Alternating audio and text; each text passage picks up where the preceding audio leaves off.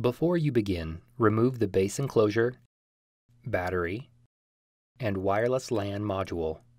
Removal. Important. Make careful note of the routing of the wireless antenna and display panel cables for later replacement. Use minimal force to lift the locking bar up on the webcam cable ZIF connector and disconnect the webcam cable from the motherboard. Remove the webcam and wireless antenna cables from the routing channel on the speakers. Use minimal force to lift the locking bar up on the display panel cable ZIF connector and disconnect the display panel cable from the motherboard. Remove the display panel cable from the routing channel on the speakers. Disconnect the speaker cable from the connector on the motherboard. Carefully lift the speakers off of the alignment pins on the top cover and remove.